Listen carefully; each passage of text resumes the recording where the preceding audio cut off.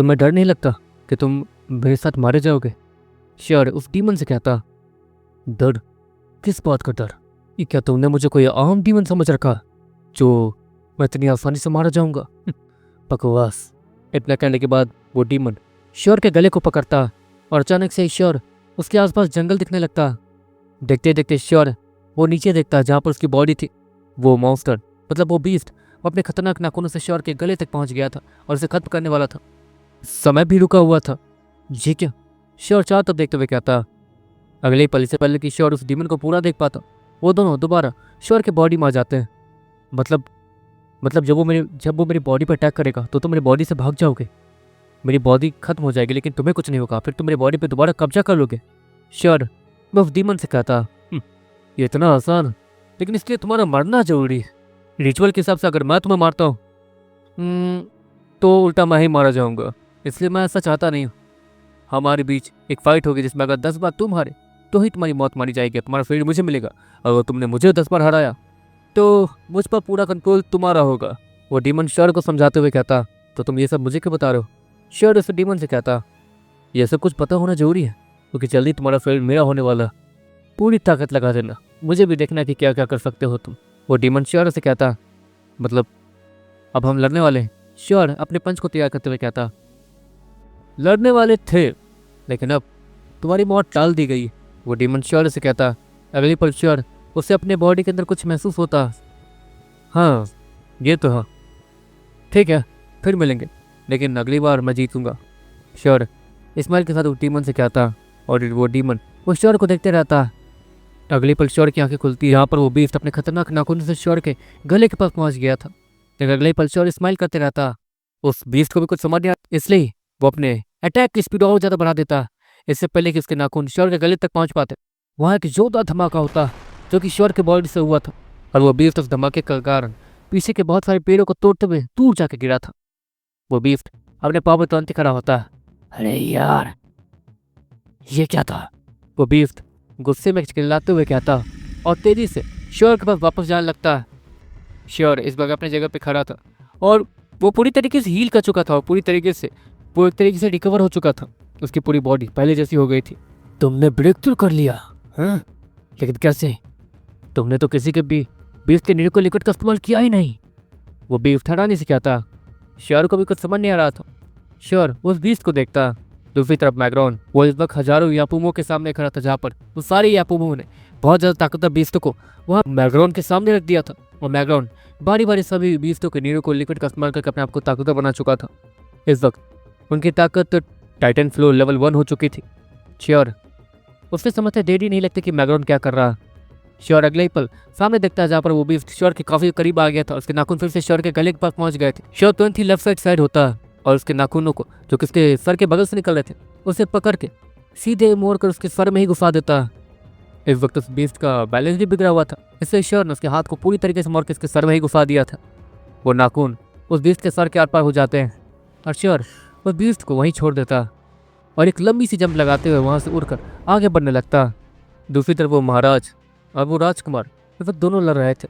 महाराज कल वो गोश्त कटाना से सीधे राजकुमार मुक्सेन पे हमला करता। मुक्सेन लगातार उसके अटैक से बचे जा रहा था लेकिन अब उस पोशन की ताकत खत्म होने वाली थी, जिसका मतलब ये था कि अब उसकी स्पीड वो कम होने वाली है। कब तक बच पाओगे? महाराज काल वो चिल्लाते हुए कहता और तेजी से फिर से राजकुमार के सामने ही पहुंच जाता। इसकी स्पीड बहुत ज़्यादा है। राजकुमार हैरानी से कहता। देखते देखते महाराज काल के टेंटिकल्स वो सीधे वो उस मुक्सेन को लपेट लेते हैं, जिसके कारण मुक्सेन अब कुछ कर नहीं सकता था। अब तो तुम फंस गए, अब क्या करोगे? महाराज काल इस्माइल के साथ कहता। लेकिन अगले पर महाराज काल को कुछ महसूस होता। महाराज काल पीछे मुड़ता है और अपने टेंटिकल को बीच हवा में तेजी से मूव करता। वो टेंटिकल तेजी से आसमान में जाए जा रही थी। ये पागल हो गया है क्या? राजकुमार मुक्सेन मन ही मन सोचता। अब को उसको अपने सारे टेंटिकल्स को हवा की तरफ क्यों मोड़ रहा? वो उस राजकुमार को नहीं पता था। अगले ही पल एक अजीब सी ब्लेड वो बीच में आकर उस सारे टेंटिकल्स को बीच से काट देती है, जिसके कारण वो लंबे चौड़े टेंटिकल्स वो नीचे गिर जाते हैं। और इस वक्त उस महाराज काल के सारे टेंटिकल्स कट चुके थे। बीच आसमान से कोई बहुत ज़्यादा तेजी से उड़ते हुए आ रहा था। लेकिन बात यह थी कि आखिर उस डार्क स्कल ब्लेड को फेंका किसने था? वो महाराज काल जैसे ही राइट मुड़ता उसे एक और आदमी उड़कर वहाँ आता हुआ दिखता। देखते देखते उसके ही बगल में एक और लड़का उड़ते हुए आता। तो तुम दोनों अभी तक बचे हो और तुम अभी तक जिंदा हो। तुम्हें जिंदा रखने का ऑर्डर तो दिया था, लेकिन अगर तुम मुसीबत खड़ी करते तुम्हें मार सकता हूँ मैं। तुम्हें मारने के लिए एक सही हथियार मैंने उसे दिया था, लेकिन लगता है वो नाकाम रहा। लेकिन क्या तुम्हें अब भी लगता है कि तुम मुझसे अब भी लड़ सकते हो? महाराज काल वो शेर और मैग्रॉन को देखते हुए कहता, पीछे सभी लोग हार चुके थे, सभी लोग की हालत खराब थी, काफी लोग मारे जा चुके थे और इस वक्त शेर और मैग्रॉन ही सबके सामने थे। तो तुम लोग उड़ कर लड़ना चाहते हो?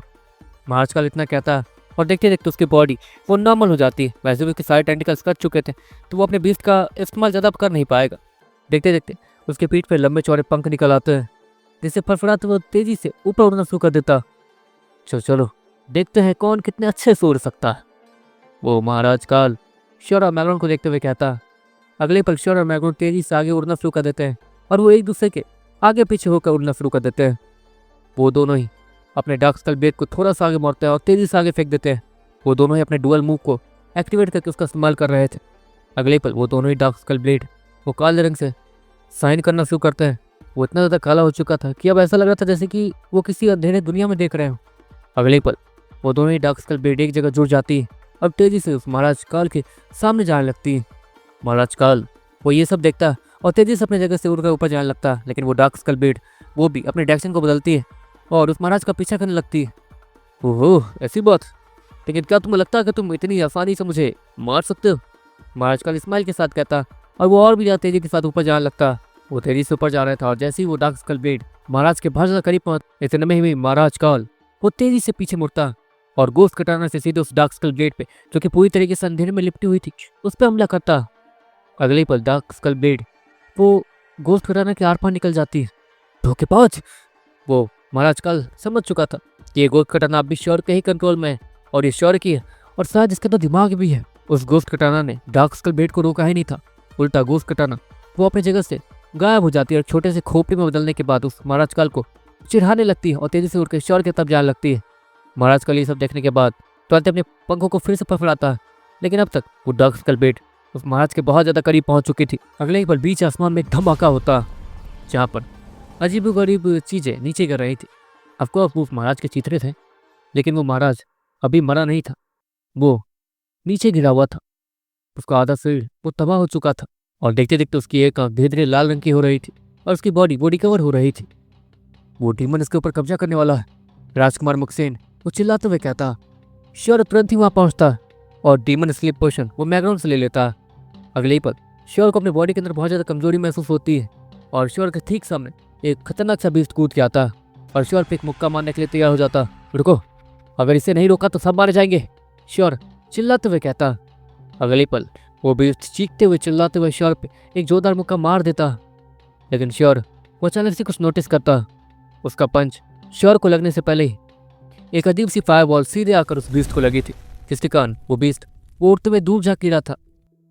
श्योर तुरंत ही उस तरफ देखता जहाँ से फायरबॉल आई थी और वहाँ पर श्योर को शॉकिंगली फायर क्वीन दिख जाती है। तुम इतनी ताकतवर हो, श्योर गुस्से से फायर क्वीन पे चिल्लाते हुए कहता। अगर वो इतनी ताकतवर थी तो उसे पहले बताना चाहिए था।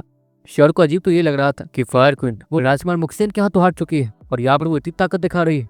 ये थोड़ा अजीब था, बहुत ज़्यादा अजीब था। श्योर उन सभी चीज़ों पर ध्यान नहीं देता।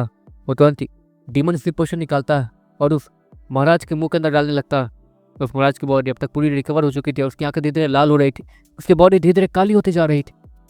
वो उस महाराज के मुंह में जैसे ही उस पोशन को डालता, वो महाराज उस पोशन को हल्का हल्का कटक जाता है, जिसके कारण अब वो आंखें वो लाल तो हो चुकी थी, लेकिन उसकी आंखें बंद हो गई थी। ये सो चुका है श्योर, वो सभी से कहता और सभी लोग रात बड़ी सांस लेते हैं। यानी अगले ही पल वो बीस वो अपनी जगह पे खड़ा हो रहा था और सभी लोगों को गुस्से से देख रहा था। तुम्हें लगता है कि तुम इतनी आसानी से मुझे हरा सकते हो? वो बीस इतना कहता, अपने दोनों हाथों को आया करता, जहाँ पर एक हाथों में पीली रंग की रोशनी और दूसरे हाथों में नीली रंग की रोशनी वो दोनों ही चमक रही थी। वो अपने दोनों हाथों को तेजी से गोल गोल मूव करना शुरू करता, जिसके कारण वहाँ पर एक अजीब सा भवन जो कि पीली और नीली रोशनी का था वो तेजी से बनता और तेजी से उन सभी की तरफ बढ़ने लगता। ये पक्का पागल हो गया, इसे पता भी है कि ये क्या कर रहा है, श्योर चिल्लाते हुए कहता। वैसे फायर क्वीन तुम तो इसे हरा सकती हो ना, श्योर फायर क्वीन से कहता, क्योंकि अगर ये भवंतर यहाँ पहुँच गई तो हम लोग यहाँ से निकल नहीं पाएंगे। हमें एक एक करके सबको उड़ा के यहाँ से ले जाना होगा और एक बवंडर तो सीधे सेना की तरफ जा रही है, इसलिए हमें कैसे भी इस बवंडर को रोकना होगा, श्योर सभी से कहता। फ्यूल उसको अपना हाथों को आया करता और देखते देखते एक हरे रंग की आग की लेयर वो उन बवंडर्स के सामने बन जाती है और वो उसे रोकने की कोशिश करने लगती है, लेकिन उसका कोई फ़ायदा नहीं हो रहा था।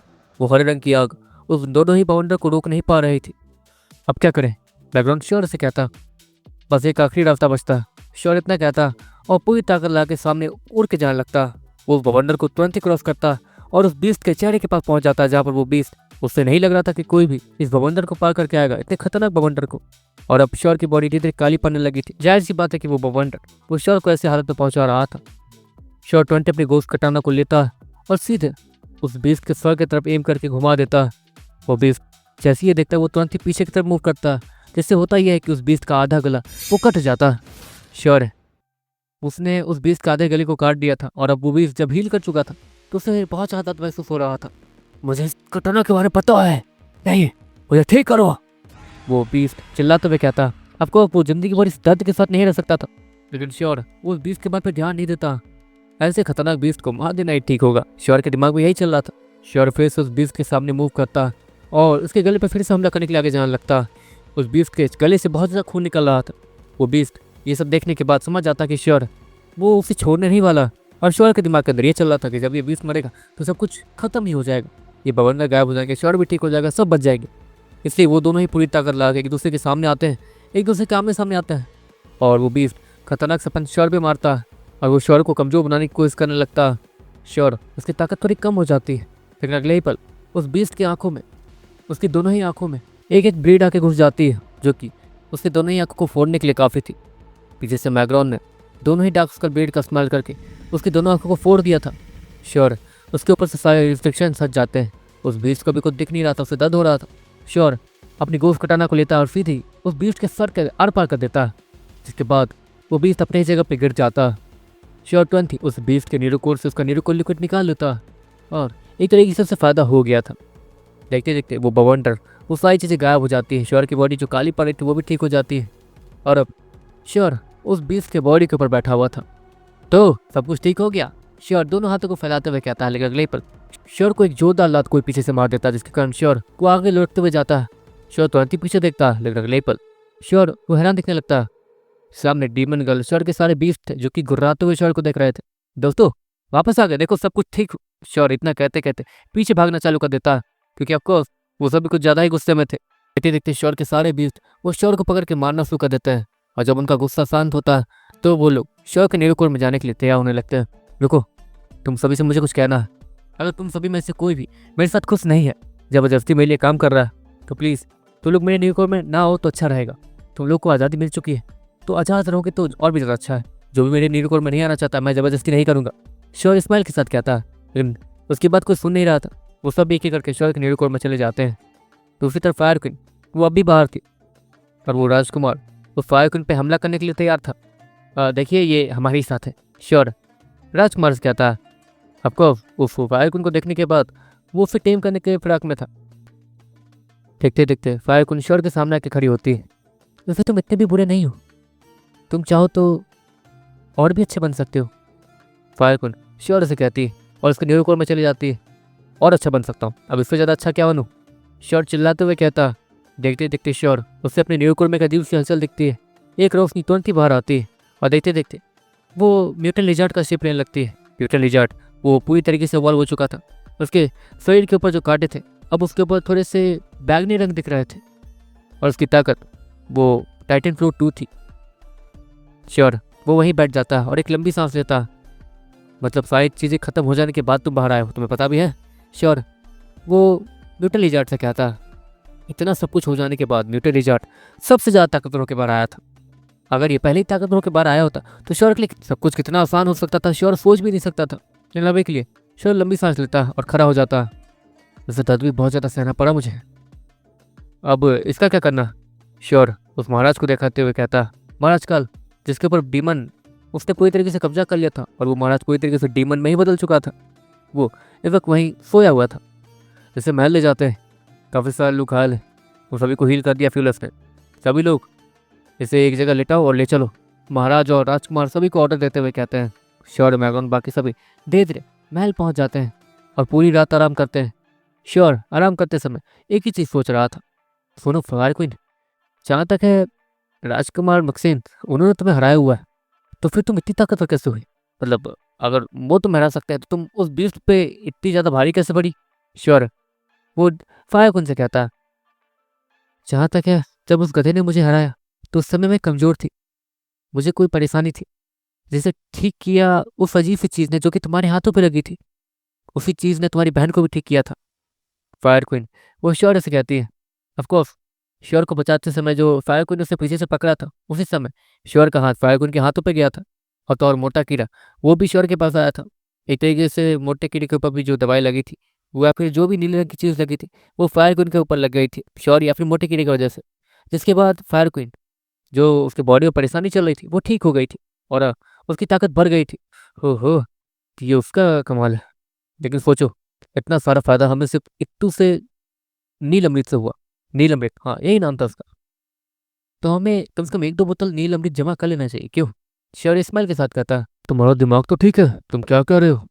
वहां पर वो ताकतवर सांप रहते हैं। मंकी किंग श्योर से कहता, "हम्म, वो भी है।" श्योर नॉर्मली कहता, तो करना क्या है? रेड मंकी फिर से श्योर से कहता, हम वहाँ जाएंगे और क्या। श्योर इतना कहता, अपनी आंखें बंद करके सोने लगता है। ऑफकोर्स श्योर इस बात के लिए कंफर्म था कि वो वहाँ जाने के बाद अच्छा खासा रिवॉर्ड हासिल कर ही लेगा। श्योर इसी आस में वो सो जाता है। जब उसकी आंखें खुलती है तो वो एक लंबी अंगड़ाई लेता बाहर आता है। हमने महाराज काल के सारे सैनिकों को पकड़ लिया है और अब वो सब हमारे हिरासत में है, तो अब कोई घबराने वाली जरूरत है नहीं। राजकुमार मुक्सेन श्योर से कहता, उस महाराज का क्या करना है? श्योर फिर से मुक्सेन से कहता, जहाँ तक है, उस डीमन की बहुत सच में बहुत ज़्यादा ताकतवर है। मैंने उसके गले को काटने की कोशिश की, उसके हाथ पाँव काटने की कोशिश की, लेकिन कोई फायदा नहीं। मुक्सेन वो श्योर से कहता, क्या मैं ट्राई कर सकता हूँ? श्योर उसके पास गोश्त खटाना थी, इसलिए वो एक बार ट्राई करना चाहता था।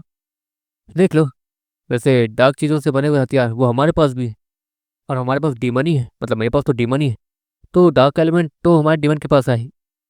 अगर वो लोग कुछ नहीं कर पा रहे हैं तो मतलब परेशानी तो होगी। ये शायद ज़्यादा ये ताकतवर है, तो ये 2 महीनों में ही उठ जाएगा, इसलिए हमें 2 महीनों से पहले ही कुछ करना होगा। मुक्सिन वो श्योर से कहता, और देखते देखते वो लोग उस महाराज को देखने जाते हैं, जिसकी बॉडी पूरी बदल चुकी थी और वो सच में डरावना डीमन लग रहा था। श्योर अपने गोश्त कटाना को निकालता और उसे सीधे उस डीमन के पेट की तरफ एम करने के बाद उसमें घुसाने की कोशिश करता, लेकिन उसका कोई फायदा नहीं हो रहा था। गोश्त कटाना उसके पेट के अंदर जा ही नहीं रही थी। ऐसा लग रहा था जैसे कि श्योर किसी स्टील के ऊपर अपने गोश्त कटाना को घुसा रहा हो, जिसका आर पार जाना नामुमकिन है। शायद एक हथियार है जिससे हम लोग इसे मार सकते हैं। श्योर वो उस राजकुमार से कहता, कौन सा हथियार? वो राजकुमार भी श्योर से कहता, कल बताऊंगा, क्योंकि उसमें खतरा बहुत ज़्यादा है, बहुत बहुत ज़्यादा। इसलिए श्योर इतना कह ही रहा था, तुम्हें खतरा तो हमें उठाना ही होगा। वैसे भी सबसे बड़ा खतरा तो यही हमारे सामने सोया हुआ है, तो अच्छा यही होगा कि हम खतरा उठा ले। वो राजकुमार श्योर से कहता, और श्योर इस्माइल के साथ उससे बाई कहता, आपको सब उसे घर जाना ही होगा, एक ना एक बार वहाँ भी सब कुछ चेक करके आना होगा कि कहीं वहाँ तो कोई परेशानी नहीं। श्योर इतना कहने के बाद वो और मैग्रॉन वापस समय में आ जाते हैं, मतलब अपने समय में आ जाते हैं, जहाँ पर सब कुछ नॉर्मली चल रहा था, कुछ भी गलत नहीं हुआ था। लेकिन फिलोना वो श्योर की ताकत को देख के हैरान हो गई थी। श्योर फिलोना को पूरी कहानी सुनाता और फिलोना वो हैरान दिखने लगती है। जिसके बाद देखते देखते श्योर वो अपने रूम में जाता है और सोने की एक्टिंग करते हुए वहाँ लेट जाता है। देखते देखते श्योर की बॉडी से उसकी आत्मा बाहर निकलती है और वो चुपचाप फिलोना के रूम में जाती है, जहाँ पर फिलोना वो नॉर्मली अपने काम वगैरह कर रही थी। फिलोना के सर के ऊपर एक अजीब सी काले रंग की परछाई घूम रही थी, वो उसे देखे जा रही थी। श्योर वो बड़े से दीवार के पीछे से अपने सर को निकालता और उस दीवार को देखने लगता छिप कर। बहुत ज़्यादा अजीब बात है, गोश्त कटाना की मदद से भी मैं इस आत्मा को नहीं देख पा रहा था, ऐसा क्यों? श्योर मन में सोचता। अभी के लिए तो वो बस फ्लोरा के ऊपर हो रहे उस डीमन के सारे चाल चलन को देख रहा था कि वो कैसा, कितना ताकतवर हो सकता है। ऑफकोर्स वो आत्मा है और उसके आत्मा के अंदर उसकी पुरानी ताकत भी मौजूद है, जिसका इसमें तुलना कर सकते हैं, लेकिन फिलोना की बॉडी वो अभी तक पूरी नहीं हुई है। मेरे अंदर जो डीमन है, जहाँ तक है, उससे बात करने के बाद ये तो कंफर्म हो गया कि उससे मेरी बॉडी पे कब्जा करने के लिए किसी टाइप के रिचुअल का मतलब किसी टाइप के रिचुअल को फॉलो करना होगा। 10 बार हारना, 10 बार हारना, ये सब कुछ। फिलोना दीदी का वो सब कुछ अलग है। फिलोना दीदी ने उस डीमन के साथ कॉन्टैक्ट साइन किया। और ये कॉन्टैक्ट ख़त्म हो चुका है क्योंकि फिलोना दीदी ने उस डीमन के ताकत को 1 साल तक इस्तेमाल किया था, और वो डीमन अब हर साल फिलोना दीदी के बॉडी को काबू कर लेता, जिसके बाद फिलोना दीदी की बॉडी फिर 1 साल के लिए उनके पास रहती है, फिर अगले साल वही रिचुअल। हाँ, जब तक ये डीमन है तब तक ये सब कुछ बदलेगा ही। इस डीमन को ख़त्म करने का कोई रास्ता ढूंढना होगा। जहाँ तक है मैं इसे इसलिए नहीं देख पा रहा हूँ क्योंकि ये बहुत ज़्यादा ताकतवर है, बहुत बहुत ज़्यादा। मेरी गोश्त कटाना, उसकी वजह से मैं इसे देख नहीं पा रहा हूँ। अगर दिखता तो मैं पक्का इसे मारने की कोशिश करता, लेकिन इसके अंदर वो पुरानी ही ताकत है। ये चाहे तो मुझ पर अटैक कर सकता। श्योर, इतना कहते हुए उसी डीमन की आत्मा को देखते रहता है